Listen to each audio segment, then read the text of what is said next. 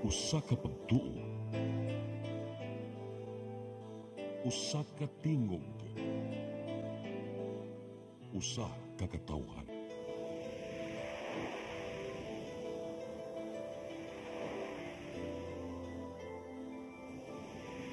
Cebu Catholic Television Network.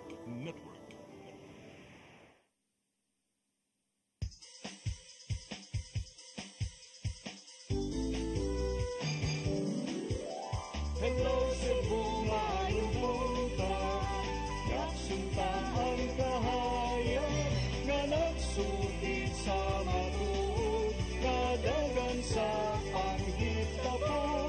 Hello Cebu, maayong buntag Pinoy.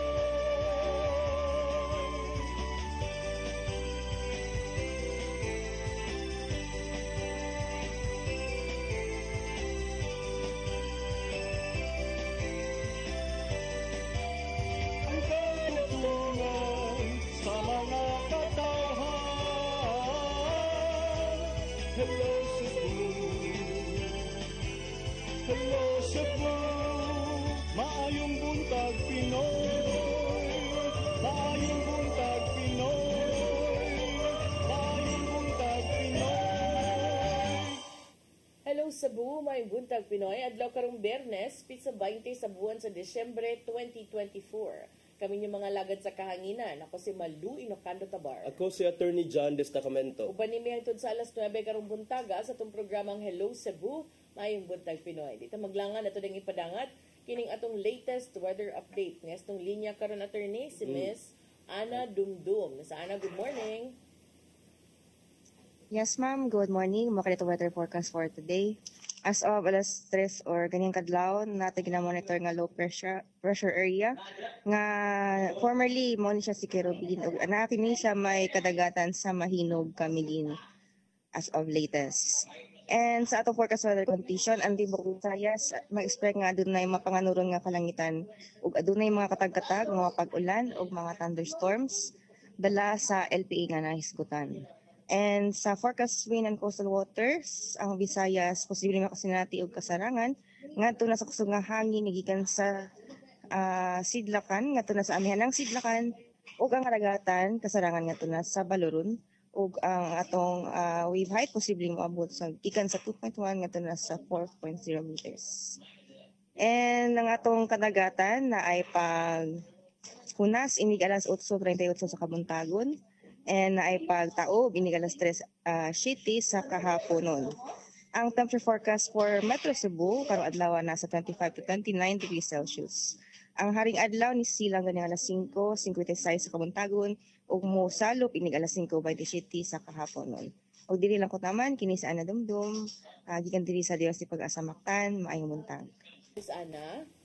Yes, ma'am. Hi, good morning, ma'am. Unsa itong projection sa ato ang lakat sa kahimtang sa panahon next week? Kay mao nam gyud ni ang Christmas week.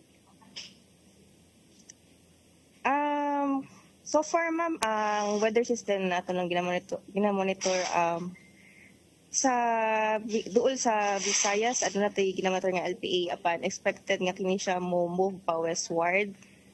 Apan dili gyapon magkumpiyansa labi na ubang probinsya dito. Posible ni siya mo abot niya sa kadagatan pa westward diri sa may Sulu Sea or sa West Philippine Sea or move pa out pagawa sa toong area of responsibility pa westward. Posible ni siya mo re-intensify mo lang mag-continuous monitoring lang ta. Ma'am Ana, kanang imong giingon nga low pressure area na sa east sa Visayas, mao na katong previously si Tropical Depression Kerubin nga nahimo ng LPA, correct? Yes, sir.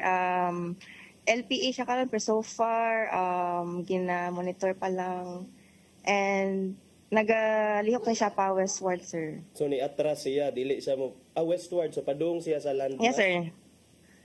Karon na siya over the coastal waters sa may Camiguin, sir. Doon sa Northern Mindanao. Okay. Okay. So aside ana ma'am wala na. naay shear line nga currently naka-affect sa Southern Luzon. So, posible ang hinunga po ani dili sa may mga northern parts sa Visayas dala mga ulan-ulan. Okay. Daghang salamat Miss Ana Dumdum ug may buntag yung tanan din sa Pag-asa Mactan. Ang salamat. Okay, karon aritas tong front pages sa mga pamantalaang lokal ug nasyonal atong sugdan sa Sunstar Daily. Sa Sunstar Daily, Comelec cancels Jonas Cortez's COC.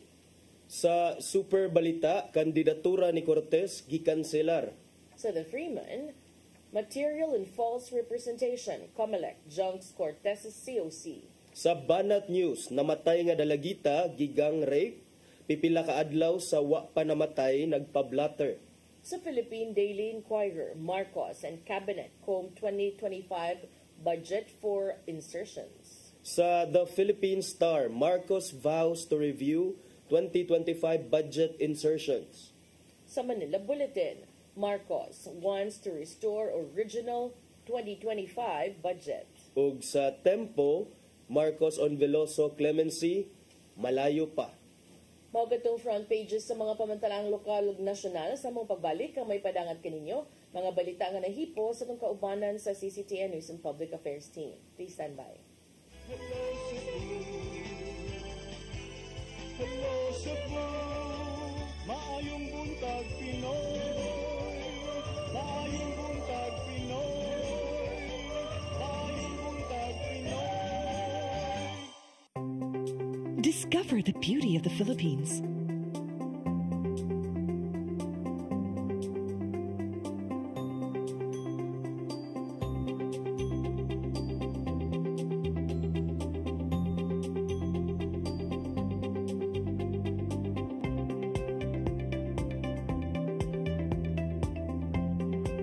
With Philippine Airlines, the country's flag carrier.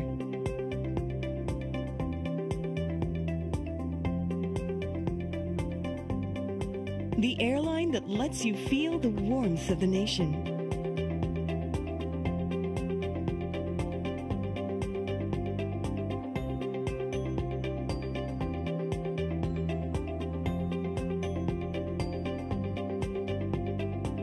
Mabuhay!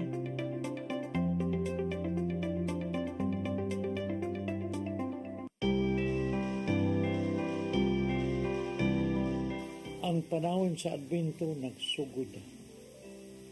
Gisugda na sa simbahan ang pagpangandam.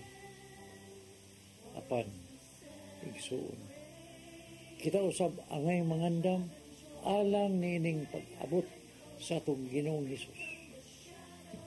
Isalikway ang kayugot, ipakita ang gugma alang sa tanan, ug pakigdait. Kay mo kana ang mensahe sa Pasko. Puno sa paglaom sa kaliwasan, puno sa kadasig o gugma. Atong paharion si Jesus sa atong mga kasing-kasing. Kay siya, mong hinungnan sa atong pagsaulog. Uban sa akong banay, sa Oasis Ublar, sa CCTN, ug sa Sinisibo, kini ang inyong Tatay Dodong ngayon. Merry Christmas and a prosperous New Year. Shalom.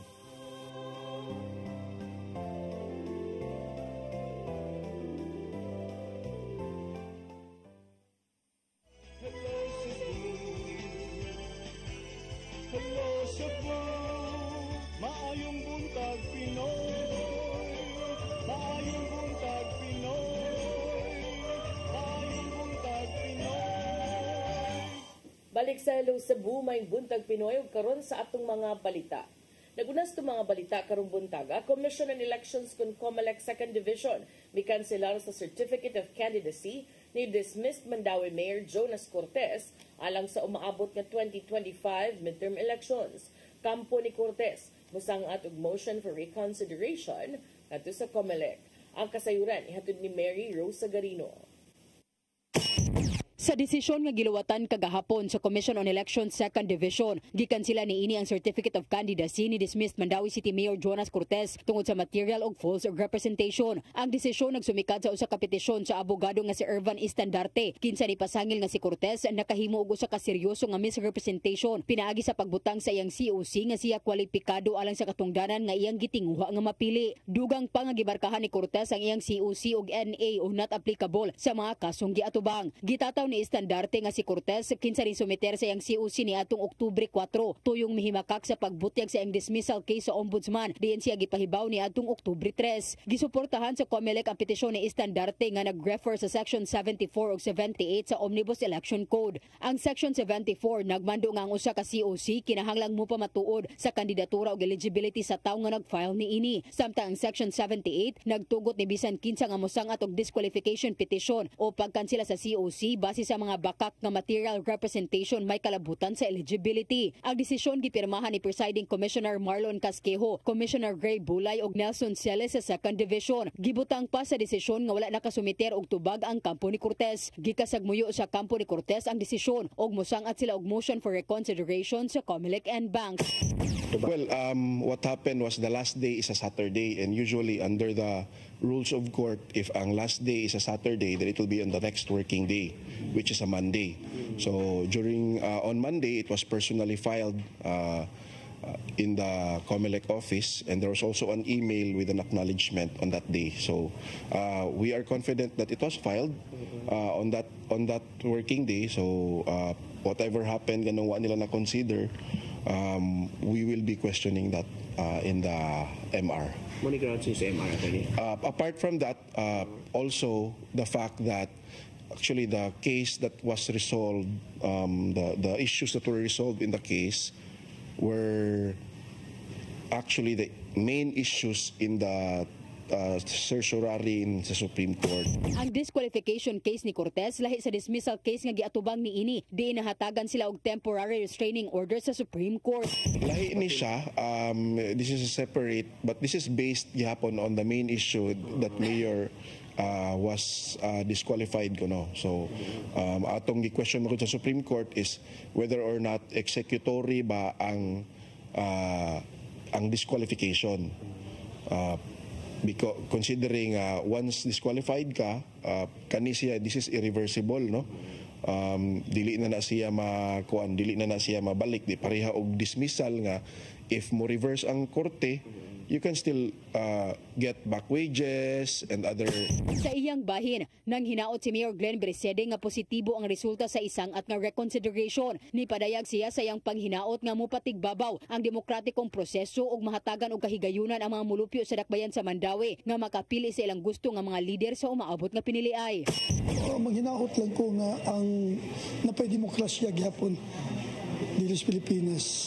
Unsay hukuman to, respeto ta sa COMELEC, and hopefully lang ganang doon nalay demokrasya lagi. Nga dili makuan ana bitaw. Gawas kang Cortez laing kandidato sa pagkamayor, mao si board member Tadeo Junque Iwano ug Joey Cortez. Sa statement ni Jonas Cortez sa iyang Facebook page, matud niini nga hutduni ang tanang pamaagi aron makuha ang hustisya. Matud pa niini nga pang-abuso ang gibuhat kaniya nga sa kadaghan nga nakonbekto nga politiko nga nidagan karon nga piniliay siya gyud ang gitarget. Pasangil niini nga ang iyang kaatbang sa politika ang nagmaniobra aron wala nay kaatbang sa eleksyon. Mary Rose Sagarino, CCTN News. Samtang termination sa kontrata sa nagtukod sa taytayan sa Barangay Pulang Bato, gilihok na sa Cebu City Government. Pinasubay kini sa panawagan sa konseho sa barangay ngadto kang Mayor Raymond Alvin Garcia. Ang kasayuran ni hatod ni Gian Navarro. Gikumpirmar ni Mayor Raymond Alvin Garcia nga gilihok na ang termination ngadto sa gikuang contractor sa gitukod nga taytayan sa Barangay Pulang Bato. Sumapa ni Garcia nga gipaabot na lang ang rekomendasyon gikan sa mga kaubanan o na pa mapirmahan ang termination sa kontrata. Kini na ang gimong lakang sa city government, human nanawagan ang Barangay Council sa Pulang Bato nga i-terminate diya dayon ang kontrata ngadto sa SBD Builders sa gitukod nga deck girder bridge. tungod sa nakit ang negative slippage nga 63.98% sa gitugot kataytayan tali sa Sitio Candarong ug Tanay Road. Wala pa na po na actually masturyahan ang DEPW regarding this project. Daghang kami gipang istorya, especially nga kung pag-massive nga asphalting within Cebu City. But tingali akong tawagon karon ug asa na dapit ang termination kaya ako na ginang ipirma kay para maribid na gid. Nasayran nga naninguha ang barangay council nga ipaubos sa state of emergency tungod sa kakuyaw nga dala sa wa panahumang taytayan. Ana sa 24 million pesos ang pundo sa mong proyekto diin mahumanon ta kini niadto Mayo 11 ning tuiga. Hinuon giton ani Garcia ang posibilidad kung ipaubos pa pagbalik sa bidding ang Pulampato Bridge. Samtang mag-agad usab ang city government sa mamahimong sugyot gikan sa tungdang buhatan. So katuon tang gihangyo sa Cebu sa unsay panganan ni sa barangay council nga to declare it a state of emergency. That would have allowed the city of Cebu to use the disaster funds for that project so that mapaspas na to. Ian Navarro, CCTN News. Sa laing bahin, 600 ka mga bagong appointed patrolman o patrol women nanumpa sa Regional Training Center sa Barangay Hugan sa Konsolasyon. Pangulo sa Directorate for Personnel and Record Management sa Campo Crame, may mando sa mga bagong pulis nga magtinarong sa ilang training. Ang kasayuran, ihatod ni Arnold Bustamante. Formal na nga nanumpa ang 600 ka mga bagong appointed nga mga police patrolman ug patrolwoman nga naglangkob sa 488 ka mga lalaki ug 112 ka mga babae nga mopaubos sa subsub nga training sa Regional Training Center 7 sa Barangay Hugan sa lungsod sa Konsolasyon. Ang officer in charge sa Directorate for Personnel and Records Management sa Campo Crame nga si Police Brigadier General Constancio Cinayog Jr. ang personal nga mipanumpa sa mga police recruit. Mato ni General Cinayog nga ang 600 ka mga bagong appointed nga mga police officers mo'y nabilin sa gipanghashasan sa tanan nga mga nag-apply nga mahimong pulis nga nagpasabot nga sila ang napili nga labing maayo gumika kay lisod ang pagsunod sa serbisyo sa kapulisan. Tungod ni ang awhag sa mga bagong pulis nga sundon kun unsa aganaa sa batakang balaod sa ilang status sa pagkakaron napa sila sa temporary ug mamahimo pa sila nga matangtang diha-dayon kung makahimog dautan. Ang buhay nila ngayon from here on ay will be dedicated sa public service. So sumunod palagi sila sa utos ng pamahalaan natin, huwag may involved sa anumang kalokohan kasi ang trabaho ng pulis is to prevent yung mga ganong krimen at saka kalokohan. Di pa ibaw ang general nga human nga nakapanumpa ang mga bagong pulis, magsugod na usab ang pagsweldo kanila sa gobyerno nga magsugod sa 29,000 pesos ug mosaka pa kini og 10% inigabot sa 5 ka tuig. May paabot usab siya og mensahe sa mga bagong pulis kung hingpit na nga makasulod sa serbisyo, dili sayangan ang oportunidad ang pagsulod sa PNP. Definitely kasi ang starting pay nila is around 29,000. And after 5 years in the service, meron pa silang dagdag na 10% doon sa 29. So malaking bagay yun. Ang nakakita ng ibang trabaho na ganun kamahal ng gobyerno yung ating kapulisan. Pamahan nga ubos sila sa National Police Training Institute apan gi-supervise gihapon sila sa Police Regional Office 7. Si Police Lieutenant Colonel Janet Rafter, spokesperson ni Police Brigadier General Roy Parena, bibutyag nga pa sa temporary ang status sa 600 ka mga bagong recruit o mamahimo pa sila nga matakta kung makahimog dautan sa sulod sa training center. Tungod ni maton niya nga dako kini nila nga hagit o kinahanglan nga magmatngon kanunay dungan sa awhag sa pamilya nga ipakita ang suporta samtang na sila sa subsub nga training. Dako kay na siya nga challenge for them. That's why be very careful pag sa mga pamilya po nga lita support nga kini inyo mga pamilya karon is under training and you should understand also their situation. Kay once makakomit ka mga infraction, it will immediately result to RTU or maybe dismissal from the kaning ilahang perwisyo. Patrolwoman Angie Carbo nga taga-barangay Tagbao sa Dakbay sa Subo, uban sa iyang inahan nga si Rosemary, walay kabutangan sa kalipay nga nasulod siya sa PNP organization. Matoy Carbo nga pangandoy gyud niya nga mahimong usa ka pulis nga tungod ani gisudlan niya kini ug andam na siya sa lisod nga training nga iyang sa gubangon. Maugi na siya iyang gusto nga mag-inaani siya. Di ka mahadlok nga mga pulis. Wa man ko mahimo sir kaya ham ng pangandoy. Sa imong pag-ampo, sa imong mensahe lang niya. Ampo lang sa Ginoo sir nga makalahutay siya. Imo kining dream, ma'am? Ikaw, sir. Sigad pagkabata, sir. Na-risk ko ba ni ma'am? Yes, sir. Kaya pangandoy mo na ako, sir. Tagon og panahon ang mga ginikanan, membro sa pamilya, lakip na mga higala og binahal sa kinabuhi nga makapanamilit sa mga bagong recruit sang litsulod sa unong kabuan, dili sila mamahimong makakontak niini samtang gipaubos sila sa training. Arnold Bustamante, Sa laing balita, usa patay samtang laing upat ang nangaangol, human sila nadasmagan og sakyanan samtang naglakaw sa kadalanan sa barangay Mactan, Dakbayan sa Lapu-Lapu. Sa inisyal nga investigasyon, giingong nakatulog ang driver. Hinungdan sa maong aksidente. Ang kasayuran ni hatod ni Crystal Joy Felerca.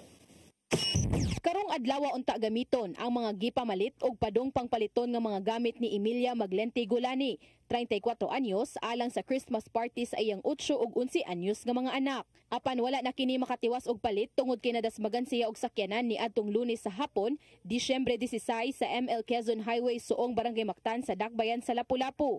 Kuyog niya ato sa mong higayon ang iyang igsuon nga si Milomina Maglente Millanes, 52 anyos, nagpuyo sa Kasanta suong Mactan nga hangtod karon wala pagihapon makabangon tungod sa nasinating kasakit sa lawas. Kuyog usab ang iyang anak ni Milomina nga si Mary Jane Millanes Mahaba, 30 anyos nga karon anaa pa sa Tambalanan. Ana usab ang iyang 10 anyos nga anak ug 4 anyos nga apo nga parehong nakaangkon og samad sa tiil. Gisaysay ni Milomina nga gikan silang nipalit og tsinelas nga masuot sa Christmas party para sa mga anak ni Emilia. Pagkahuman ni hangyo pa kini nga mopalit sila og sanina maong nilakaw sila sa unahan. Apan samtang naglakaw, si Emilia maoy naa sa wahi ug ang sakyanang nidasmag kanila diha sa ilang likod na gikan hinungdan nga siya maoy nagrabihan. Pero man ka lang mangod ka matay karon. Mao na nagwahi. Pero merong igo dito gitsayahan niya nalagay siya sa kahoy. Rin pagkahuman ako ang nakuan mo to nabalik ko kay ikan banda sa iya napadung sa kuan. Nilaos pagdit sa ikatulong anak na kumaotong akong anak. Ano na sa ospital karon gioperahan kay kuan kanang nasud sa ilawom sa sakyanan. May nalang nga daling nawakli ni Milomina ang duha ka mga bata maong mga samad lang sa tiil ang naangko ni ini. Gisuwayan pa pagsalbar si Emilia apan pag-abot sa Tambalanan nakabsan gyud kini og kinabuhi. Samtang ang driver sa sakyanan usa ka Canadian national og kasamtangang nagpuyo sa La Carlota, Negros City. Sa investigasyon sa kapulisan, nakatug ang maong driver ug sa resulta sa iyong liquor test wala kini makainom. Mato di Police Lieutenant Colonel Christian Torres, ang spokesperson sa Lapu-Lapu City Police Office, nga ang pamilya sa mga biktima una nang nipasaka og kasong reckless imprudence resulting in homicide. Ginadagsetol kaya ang ilang mong gifan sa tagtungod is basin mo larga dayon. Right after mo nang gidali sa ilang file ang kaso, wala pa yun sila nagkasinabot about atong sa namatay. Dugang paniya nga nakapiyansa na kagahapong adlaw ang nakadasmag ug niabag kini sa mga gastuhonon sa Tambalanan lakip na sa pagpahiluna sa lawas sa namatay. Apan ang pamilya desididong mopasaka og laing kaso batok sa driver. Crystal Joy Felerca, CCTN News. Sa atong katapusang balita, usa patay samtang laing upat ang naangol human nadasmagan og sakyanan samtang naglakaw sa kadalanan sa Barangay Mactan, Dakbayan sa Lapu-Lapu. Ang kasayuran ihatod ni Crystal Joy Felerca. Karong adlaw unta gamiton ang mga gipamalit og padong pangpaliton nga mga gamit ni Emilia Maglente Gulani, 34 anyos, alang sa Christmas party sa iyang 8 ug 11 anyos nga mga anak. Apan wala na kini makatiwas og palit tungod kay nadasmagan siya og sakyanan ni adtong Lunes sa hapon, Disyembre 16 sa ML Quezon Highway suong Barangay Mactan sa Dakbayan sa Lapu-Lapu. Kuyog niya ato sa mong higayon ang iyang igsuon nga si Milomina Maglente Millanes, 52 anyos, nagpuyo sa Kasanta suong Mactan nga hangtod karon wala pagihapon makabangon tungod sa nasinating kasakit sa lawas. Kuyog usab ang iyang anak ni Milomina nga si Mary Jane Millanes Mahaba, 30 anyos nga karon anaa pa sa Tambalanan. Ana usab ang iyang 10 anyos nga anak ug 4 anyos nga apo nga parehong nakaangkon og samad sa tiil. Gisaysay ni Milomina nga gikan silang nipalit og tsinelas nga masuot sa Christmas party para sa mga anak ni Emilia. Pagkahuman ni hangyo pa kini nga mopalit sila og sanina maong nilakaw sila sa unahan. Apan samtang naglakaw, si Emilia maoy naa sa wahi ug ang sakyanang nidasmag kanila diha sa ilang likod na gikan hinungdan nga siya maoy nagrabihan. Pero man ka lang mangod ka matay karon. Mao na nagwahi. Pero merong igo dito gitsayahan niya nalagay siya sa kahoy. Rin pagkahuman ako ang nakuan mo to nabalik ko kay ikan banda sa iya napadung sa kuan. Nilawas pagdit sa ikatulong nga anak na kumautong akong anak. Anong na sa ospital karon gioperahan kay kuan kanang nasud sa ilaw sa sakyanan. May nalang nga daling nawakli ni Melumina ang duha ka mga bata maong mga samadlang sa tiil ang naangko ni ini. Gisuwayan pa pagsalbar si Emilia apan pag-abot sa tambalanan nakabsan gyud kini og kinabuhi. Samtang ang driver sa sakyanan usa ka Canadian national ug kasamtangang nagpuyo sa La Carlota, Negros City. Sa investigasyon sa kapulisan, nakatug ang maong driver ug sa resulta sa iyong liquor test wala kini makainom. Mato di Police Lieutenant Colonel Christian Torres, ang spokesperson sa Lapu-Lapu City Police Office, nga ang pamilya sa mga biktima una nang nipasaka og kasong reckless imprudence resulting in homicide. Wala ginadag settle kaya ang ilang mga gikuan sa tagtungod is basin mularga dayon. Right after nang gidali sa nilang file ang kaso, kaya wala pa sila nagkasinabot about atong saan na makay. Dugang paniya nga nakapiyansa na kagahapong adlaw ang nakadasmag ug niabag kini sa mga gastuhonon sa tambalanan lakip na sa pagpahiluna sa lawas sa namatay. Apan ang pamilya desididong mopasaka og laing kaso batok sa driver. Crystal Joy Filerca, CCTN News. Mga itong mga balita nga nahipo sa kaubanan sa CCTN News and Public Affairs Team. Yung itong nakita kagahapon sa mga balita sa Sairi 47. Balik mirong taon-taon o samong pagbalik. Mga paghisgot-hisgot, please stand by. Hello Cebu, maayong buntag Pinoy. Maayong buntag Pinoy. Maayong buntag Pinoy. Discover the beauty of the Philippines.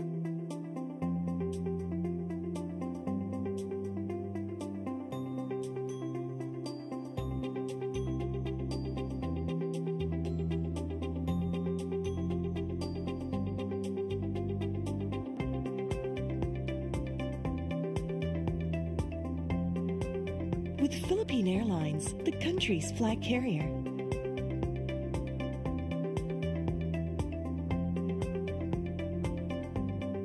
The airline that lets you feel the warmth of the nation.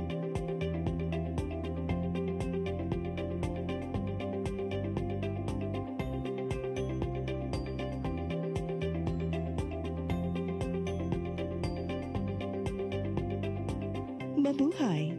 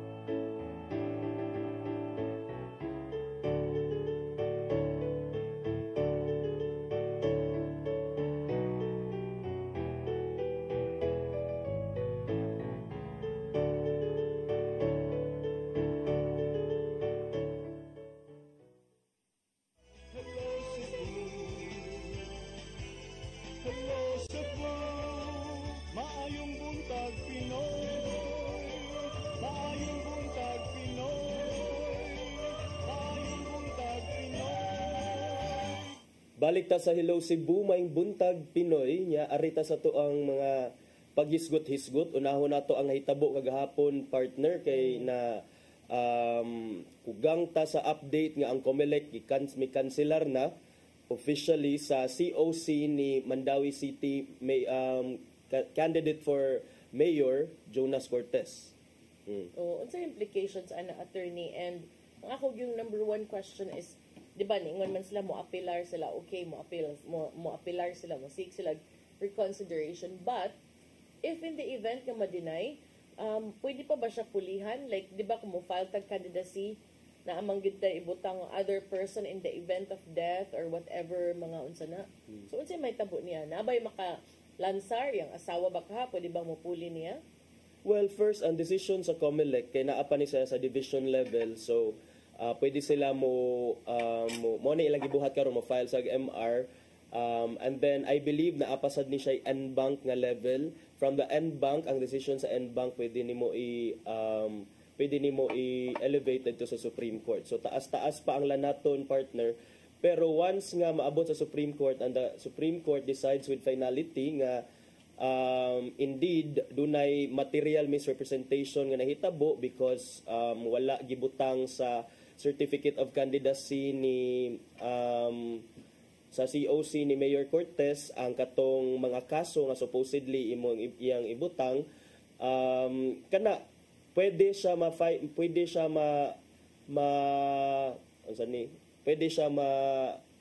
change or ma-replacean. If na siya party, pwede pa maka-endorse basta wala pa nagsugod unya kining pwede pa magsugod. But if wala pa decision nya ongoing na ang election, so kung material misrepresentation man ni, kung ang decision sa COMELEC or sa Supreme Court maabot after the election, nya ibutang nato nakadaog si Mayor Cortez, mapawalang bisa ang resulta sa election because Mayor Cortez will have been considered as a non-candidate at all. But what is material representation? Kana, material misrepresentation is wala nimo gisulti sa tinuod ang mga detalye nga naa sa certificate of candidacy. Og dili lang mga ordinary nga details, but details that go into the heart and soul of the requirements or qualifications for mayor. So I believe under the local government code na ama na siya kining age, na by age ang mayor o na ay age must be at least 18 years old, able to read and write, must be Filipino citizen, resident of the place for this such and such period, no cases. I don't know how it is phrased, pero kining kinahanglan nga wala sila disqualification cases. So apart sa mga cases nga gi-provide sa Supreme Court, sa akong mga nabasahan previously, partner, kay it had something to do, they had something to do with citizenship. Kini I believe when it comes to kanang cases nga wala pa gi-file, I think this is a novel case, or kung dili man siya novel at dili kay siya inana ka common. So I think the camp of Mayor Cortez has enough elbow room nga mo argue sa ilahang mga contentions. So what man gi-mention good na specifically kanang ingon ana kay mo yung kag mayor nga requirement kana raman citizen ka, registered ka sa locality, resident for at least a year, di ba? Na ana man gyud na able to read and write, at least 23 years of age. Pero mostly, as you said, issues are mostly about citizenship. Pero sa decision sa COMELEC, niingon man sila nga it was deliberate kuno and quote-unquote material. So they found it material. Well, that's at the COMELEC divisions, at the level of the COMELEC division. So we'll never know if it will be overturned by the NBank or even by the Supreme Court. For now, for sure, ilang i-fight. And then I also wondered how dismissed Mayor Cebu City Mayor Michael Rama is feeling right now.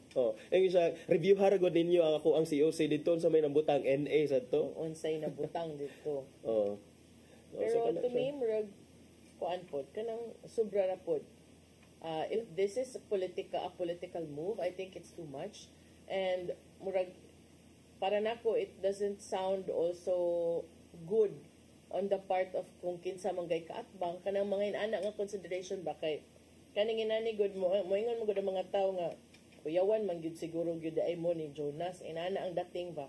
Yeah, and not to preempt, partner, no, pero the public knows already that there is an ongoing case. There are ongoing cases. So I don't think there was bad faith on the part of the mayor nga iya jud nang ibutang diha NA, and I think the only reason nga nung NA na diha because they believe nga wala pa naka-attain og finality ang judgment. And I don't know na may giingon nga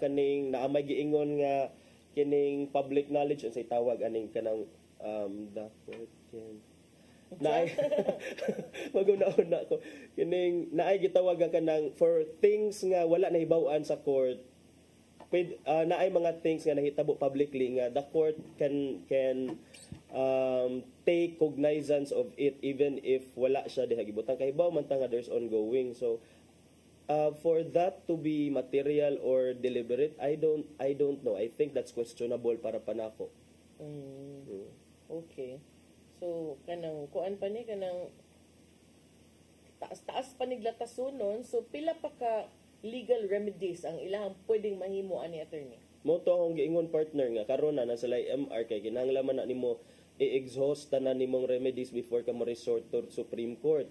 So MR, and then after that I think they can elevate it to the en banc level for another motion for reconsideration. I think the MR will be filed with the en banc. So pwede mo banc. diretso to the en banc level?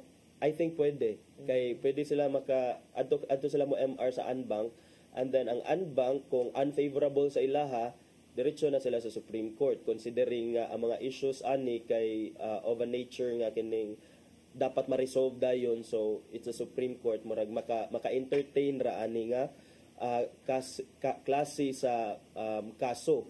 Unya katong giingon ganina ni Attorney Kalipayan nga Jamaal nga ningon siya nga lahi ni siya nga kaso ha kay di ba naatoy kaso nga ang Supreme Court ni grant sa TRO. Kato siya kay para to sa kaning implementation sa I believe sa implementation to sa katong dismissal sa kuan. I think it had something to do with the COMELEC's circular or something that prohibits people or persons nga na ay mga disqualification ni face of dismissal case nga dili pa join nun. But kini siya naadyoy lain nga ni file nga lawyer, and it's a separate case nga for material misrepresentation. So murag busy kaayo ang mga ang legal team. Busy sad kayo ang kuan abtikay na lang gyud ni. Yes, abtikay. So mao ni siya. This is the nature. Gagahapon grabe ka murag full of emotion ang katong kuan ni Mayor Cortez. In the City Hall sad ko no. Dagan sag nang hila kay kanang kuan ba I know to some too loyalists that would also be too much. But then again ang mo na giingon nga part and parcel of being in politics. So kaingon si this at kaingon we've all been there, but we've seen this happen a lot of times. Yeah. Na always good na akong reminder, not just in politics but even in life, kanang di magpirmi ang panahon. So be careful how you deal with others because moabot posible nga moabot ang panahon nga you might be on the low end sub of things like this. Yeah. So mo na, and then that's how it works in politics. Pangitaan na jud ka og gamay nga sayop, gamay or dako or bikil.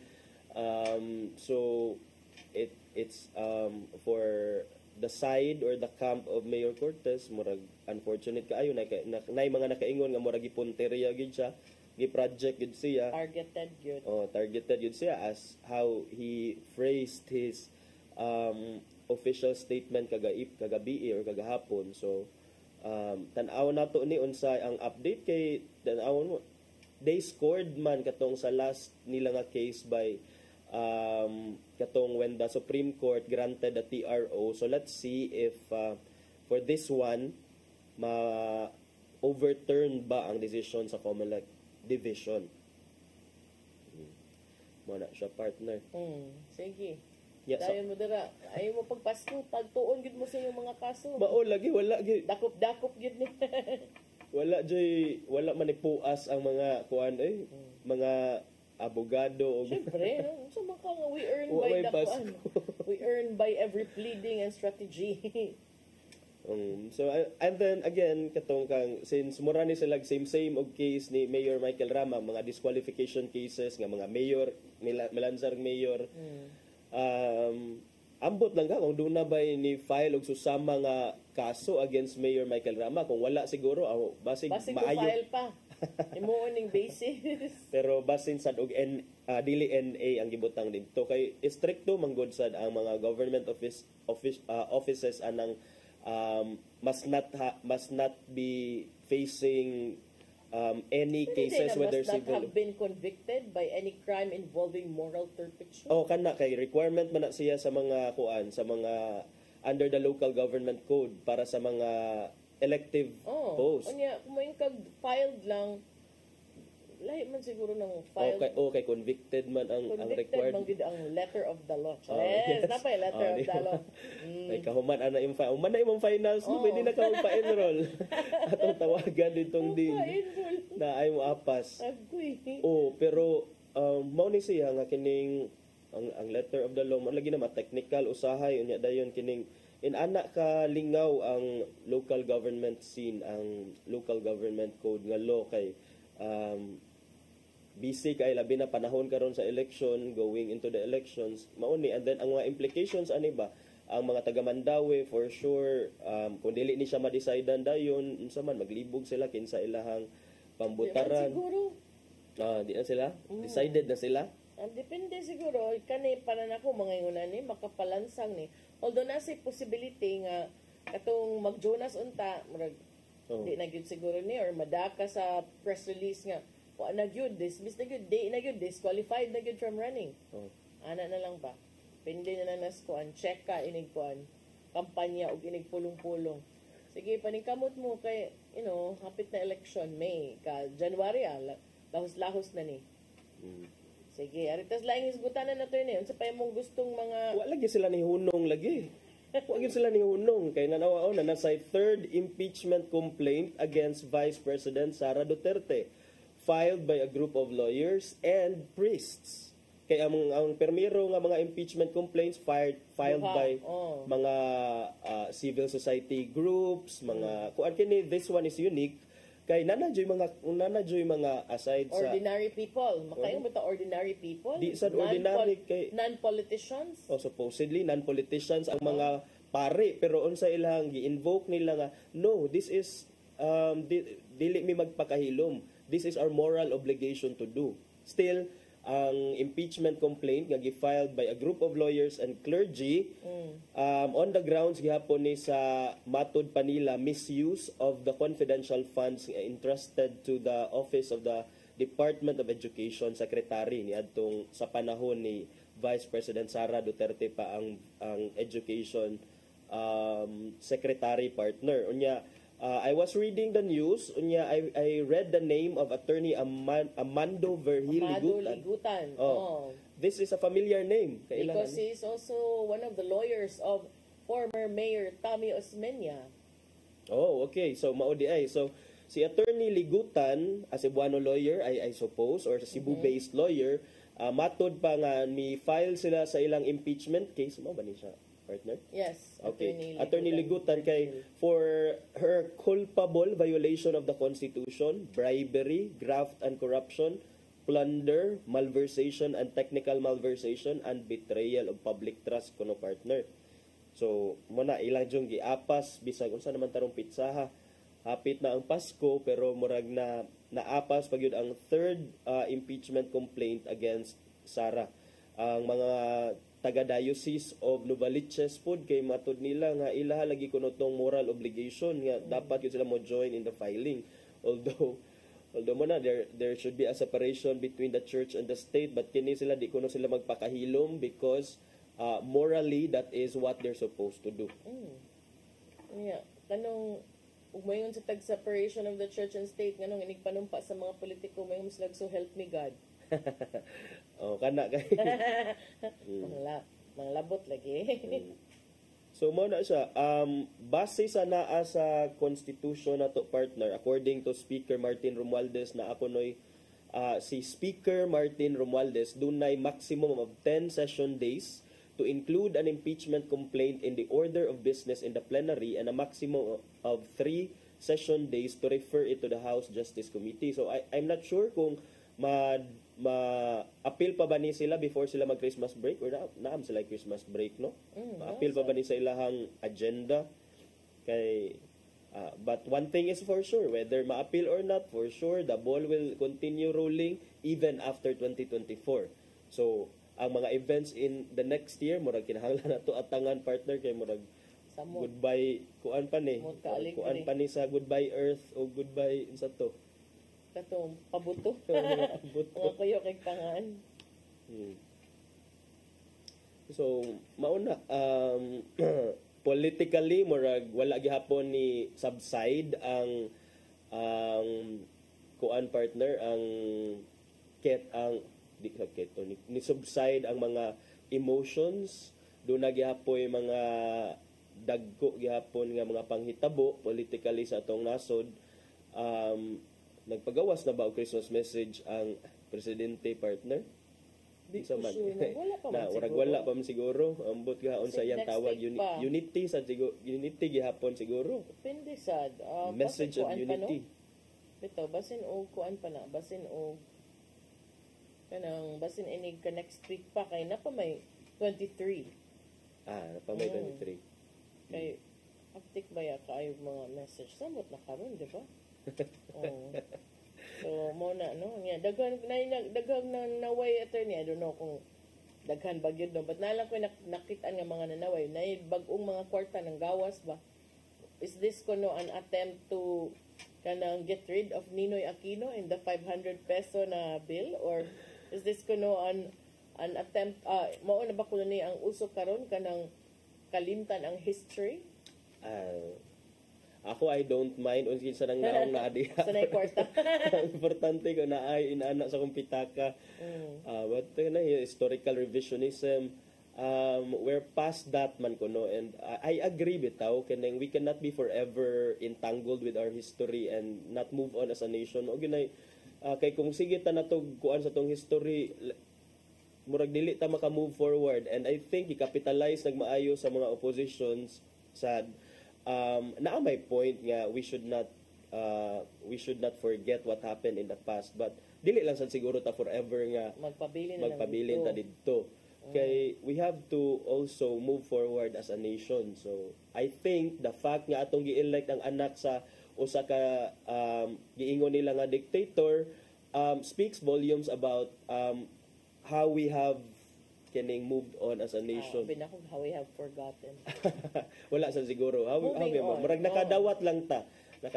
Pero ambot nakadawat lang ta kay ingon ni VP Sara tungod man gyud sad niya nganong nakadaog kay pildi man gyud kuno to. Man sa kanilang sarda wa gyud ta na. We have no way of knowing gyud. Unya 2028 gusto pa ka mo lansar. Anyone can run. Bisa go on. Lansar mo diya kutob sa mo lansar. Basta ang COC klaro man lang.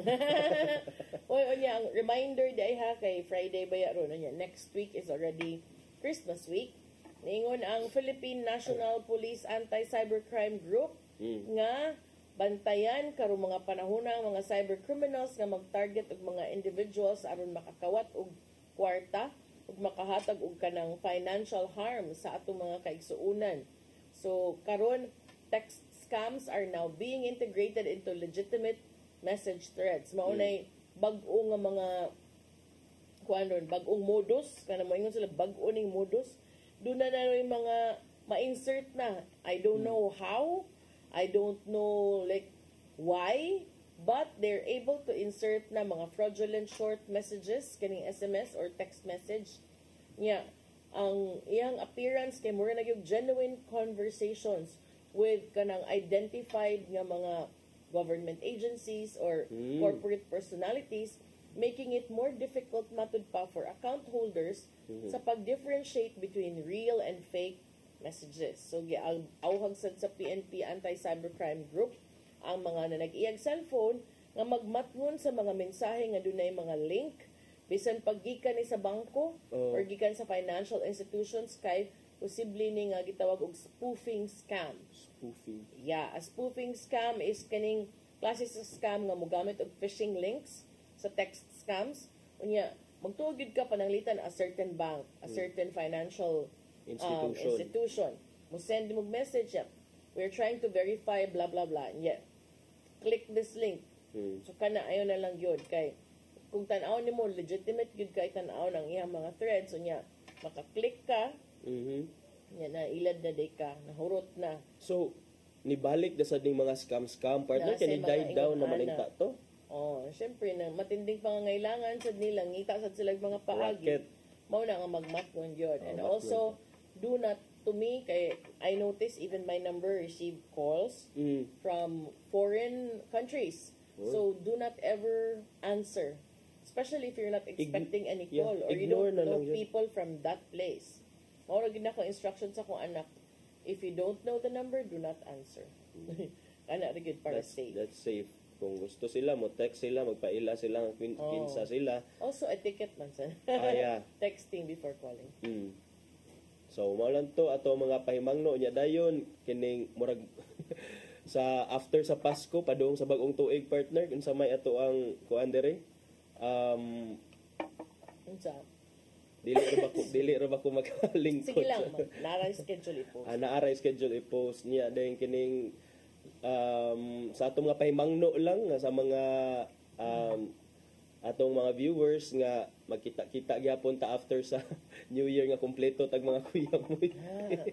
Di adto lang ta sa i-celebrate na nato ang Pasko ug ang bag-ong tuig safely and simply. Di pwede ra sad mo lavishly kay dato naman itong ubang mga Cebuano pagka based sa PSA survey. Dili naman daw sila within the poverty threshold. So congratulations. Ato sa padangat ang giandam ni Tatay Dodong ang impulong ug kinabuhi.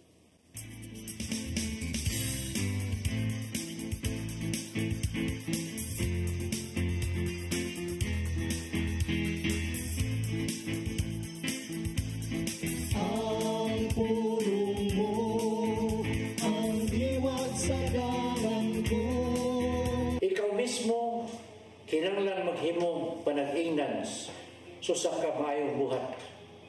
Ug sa imong pagpanudlo ipakita ang kamatinud-anon ug kaligdong. Gamita ang mga mayong pulong nga dili kasaway. Aron maulawan ang imong mga kaaway tungod kay wala sila ikasulti daw tang batok kanimo. Mo kini nga atong mabasa diha sa Tito 2:7 sa 8 nga nangingon ang bot ipasabot nini nga kitawag sa Ginoo aron mahimong panag-ingnan. Aron nga atong ipakita sa atong isigkaymon nga way sukod ang gugma sa Ginoo. Gawa siya mga pasidaan ato sa nga mabasa diha sa mga pulong nga mudasig kanato. Gidasig kita nga mahimong matinud-anon. Hinon may mga higayon nga dili makasabot kanato ang mga tao sa atong palibot. Nining mga panahona kinahanglan nga magmalingon kita ug mubarog sa kamaturan nga atong makatunan. Ug dili na nato ikawaw ang pagsunod sa kamaturan nga gibutang sa Espiritu Santo dinhi sa atong kasing-kasing. May soul. Mo kini ang pulong nga naghatag kanato kinabuhi. Magampo kita. Salamat sa imong pagtisok sa liso sa kamaturan sa mong kasing-kasing. Tabangin kami sa pagakos o pagdawat din ug himuha kaming lig-on sa maong pagbarog sa kamaturan. Amen. Sa samahan sa anak sa Espiritu Santo. Ang pulong mo ang diwat sa dalan ko. Pulong ug kinabuhi ni Tatay Dodong Limchua may nagtapos sa atong tulumanon. Daghang salamat sa Philippine Airlines. thank you Archbishop Jose Palma, Nanay Diana Lim Chua ug Tatay Dodong Lim Chua. Thank you Sir Dennis Tabar, mga kaubanan sa TOC, Sir Robert, Miss Inday, Sir Matmat, Miss Mabel, Miss Joanne. Sir Michael, Sir Rodel, Sir Raymond, Sir Bruce ug Sir Ferdy. Salamat. Unya mag-Merry Christmas na lang minimudaan kay mubakasyon maka next week. Kuan sa ta mo lang. Moadto ta sa laing sa atong tahas, tinuig nga tahas. Mura mag kanang kuan. Mura mag dili Pasko pero Merry Christmas. Ato ka sa na outside the province. Dili outside the Philippine area of responsibility. Well, Baguio.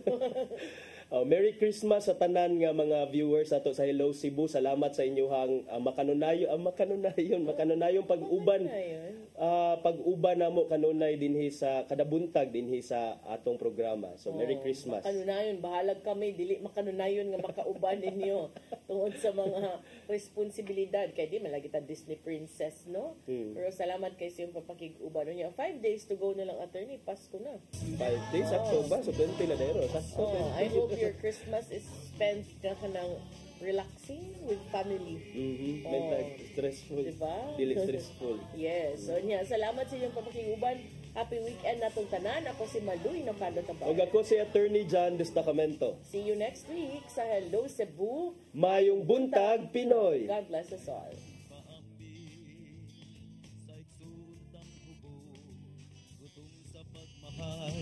Kay kaniya mo lang mapatayag kung sa'y kahulugan sa Pasko. Ito sa pasungan nagpagkatao ang atong